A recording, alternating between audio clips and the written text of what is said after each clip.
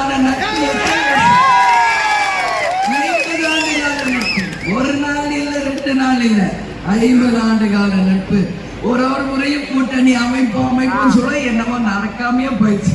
இப்ப கலைஞர் ஐயாவும் இல்ல, கேப்டனும் இல்லாத போது அவங்க 2 பேரும் தெய்வமாக இருந்த ஆசீர்வாதம் இந்த மாதிரி அமைப்பும் இருந்திருக்கு.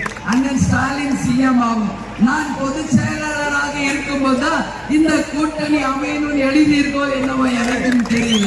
அதனால சொல்றேன், இவங்க 2 பேருமே தெய்வமாக இருந்து அங்கிருந்து இந்த கூட்டணி வெற்றி பெறவும், நமது 234 தொகுதியில நம்ம வேட்பாளர்கள் வெற்றி பெற்று 200க்கு மேல அத்தனை பேரும் வெற்றி பெற்ற அண்ணன் அவர்கள் ஆட்சி அமைச்சு 7வது முறையாக உறுதியாக முதல்வராக வருவார் வருவார் வருவார் என்பது இந்த நேரத்தில் சாதியை பற்றி பேசுறாங்க, மதத்தை பற்றி பேசுறாங்க.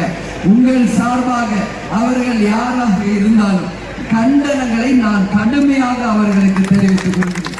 நீங்க அரசியல் இருக்கீங்கன்னா கண்ணியத்தோட பேசணும்.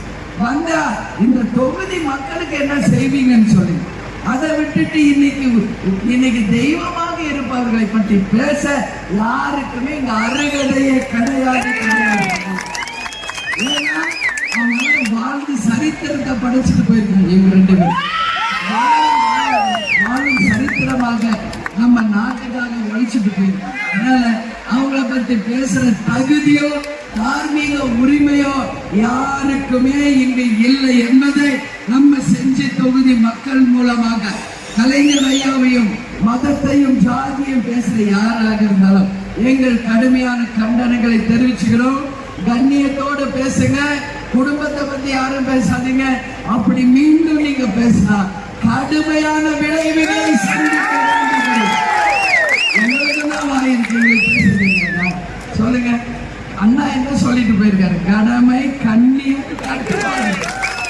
அதே சொல்லியிருக்காரு, ராணுவ கட்டுப்பாடுக்கு இணையான ஒரு கட்சி வேண்டி வரும்.